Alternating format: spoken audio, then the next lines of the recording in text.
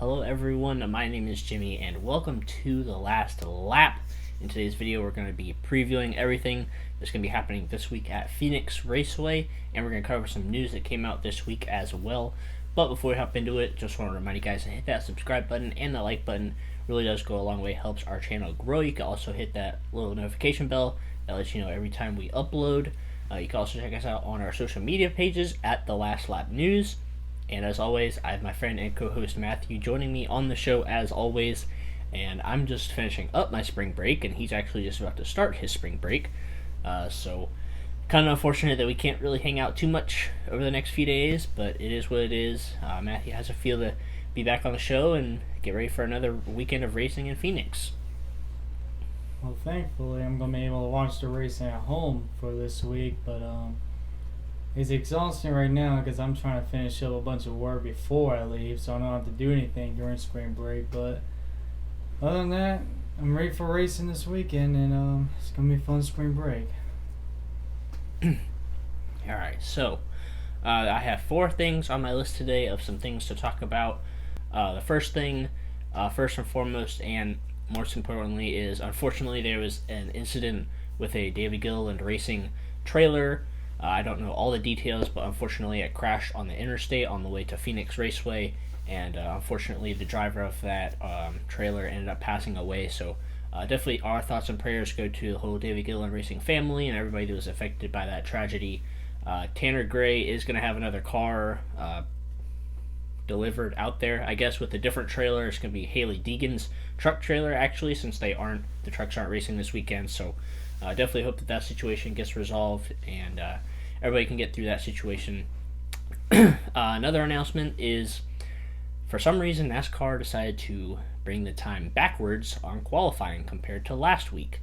So they're going back to the 2-group format, and each group is going to get 20 minutes. So it's a 5-minute improvement from Auto Club, but overall it's a 15-minute decrease from last week at Las Vegas, because it was 35 minutes total last week, and there were no groups.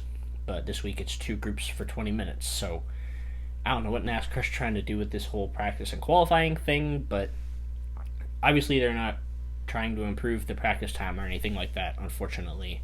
So that's quite a it's frustrating for sure.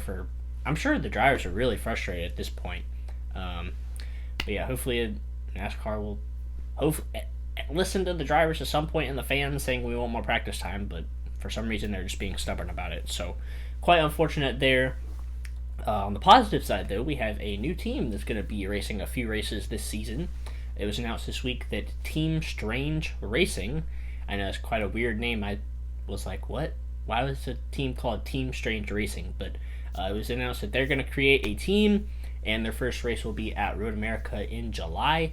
And the driver is, I hope I say this right, Tarso Marquez. Hopefully I pronounced that right. Apparently he has F1 and IndyCar experience, so he's going to try his shot in NASCAR at the Road America road course. So, it's exciting to see another team try to make their way into the sport. I wish them the best of luck at Road America. I'm assuming since this guy has F1 and IndyCar experience that he's pretty good at road courses. I don't know if he has any stock car experience or not, but hopefully, they can make the show if there's more cars that need to qualify their way in and all that. Hopefully they can make the show and have a good run in their season debut. So always good to see a new team try to enter the sport, especially with the next gen car this year. And finally, it was also announced this week that Atlanta is more than likely going to have the double yellow line rule that we see at Daytona and Talladega.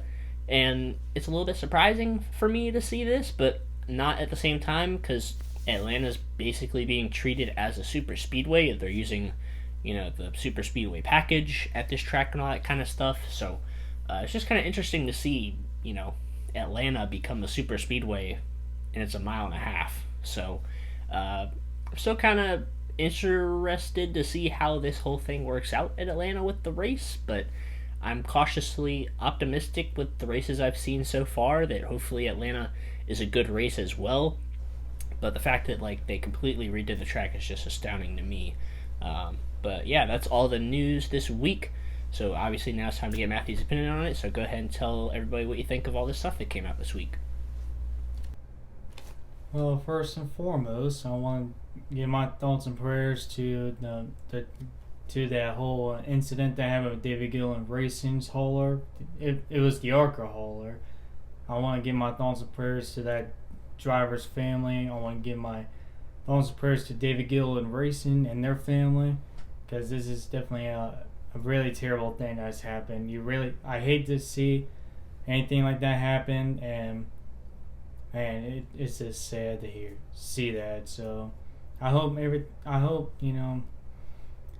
I just hope everything goes well for that family, and I really hope that David Gillen Racing will basically come on top from this, like in Phoenix, So I just want to say my thoughts and prayers there. And then let's see, and then the new part-time NASCAR team that's coming to Road America. It'll be interested to see how they perform in the road courses. Of course, they're gonna have a road course driver, so I can't wait to see how they do. I don't have really any expectations other than log some laps and get some points in case there's a full field again by then. So we'll see how that goes. The whole practice thing, I don't want to talk about that much anymore because I already said this a million times that they need a 4 hour practice. A 1 hour practice. I don't really care about the qualifying thing that much. It doesn't really matter to me, but practice is what really matters most. And I think 1 hour practice, that's all I'm going to say. And meanwhile, Formula One's got 3 practice sessions, it seems like. So that's all I'm going to say about that. And then the whole Atlanta thing, that doesn't surprise me either. I think that race is going to be a disaster in my opinion. I think it's impossible to make a very smaller, a way smaller track than Daytona Talladega into a super speedway track. I think that's impossible in my opinion. So, I just think it's gonna be a disaster, and yep, I've said that before, but we'll see how it goes after Phoenix, which is Atlanta's after Phoenix. So we'll see how it goes. So for once, for a racetrack thing, like everybody was like, oh, the next gen car could save X track, like Texas Motor Speedway. I think it's actually the opposite here. I think the next gen car could save Atlanta because Atlanta changed to adapt to the next gen car. I think it should be the other way around. Like the next gen car might perform good for the sake of Atlanta being better. Because if this was like the 550 or if this was last year, I think it would be a total disaster. But with this year, with the next gen car, I think that could save this race and make it not as boring as it might have been with the car last year. But I don't know. We'll have to wait and see how that goes at Atlanta. So we're going to transition into our picks really quick. Well, not our picks, but we're going to give you guys some advice on who to pick this week. Matthew, I'm actually going to give you the 4 matchups this week, one at a time, and see who you would pick over each of these drivers for this week. So the first matchup is Denny Hamlin versus Martin Truex Jr. Who would you pick to have a better run at Phoenix this week?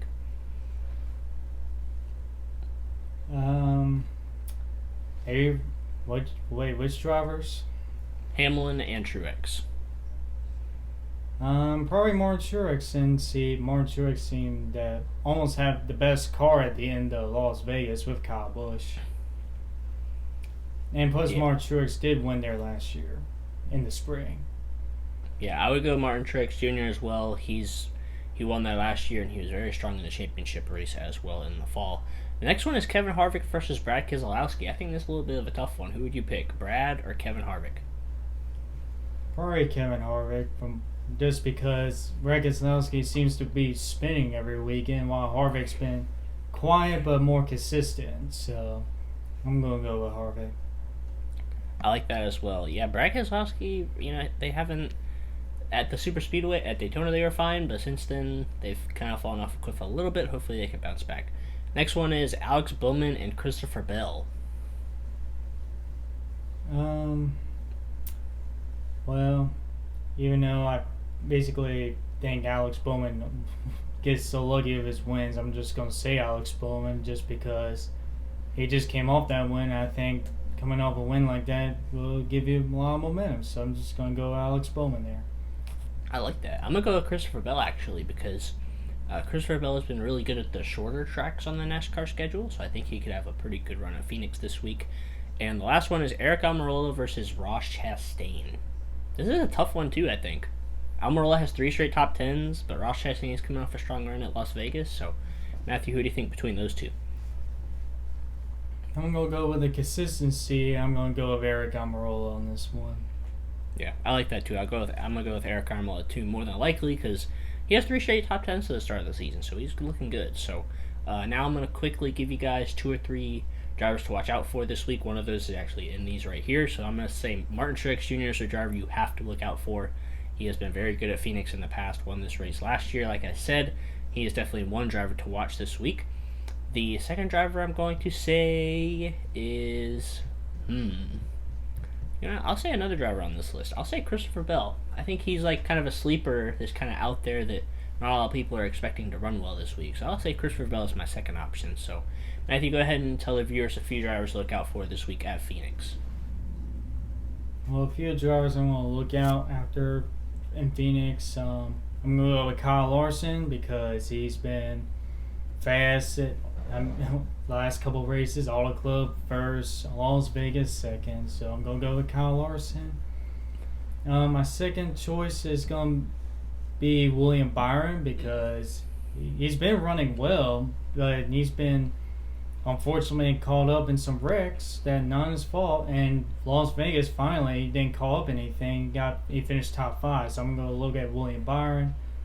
And then my final one I'm gonna look at is Ross Chastain because he basically had a career day that race with most laps led and all. I want to see if he's able to carry that momentum out to Phoenix. So I'm gonna go with Ross Chastain. That's funny. We each picked 2 drivers for the other person's favorite organization. That's kind of funny. I picked 2 Gibbs drivers. You picked 2 Hendrick drivers. That's kind of funny how that worked out. But, those are a few drivers that we're going to suggest for you guys to look out for this week at Phoenix. But other than that, I think that's going to pretty much wrap the episode up. So, Matthew, do you have any other thoughts before we go ahead and finish it out? Not really. I just need to do more homework or sleep. Yeah, me too. So, that's going to go and wrap up this video. We hope you guys enjoyed it. Hopefully there's some good action this week at Phoenix for us to recap on Monday with our video. Make sure you guys stay tuned to our social media, all that fun stuff. Make sure you guys subscribe to the channel if you guys are new. We really do appreciate all your support. But until next time, we will see you guys in our next video.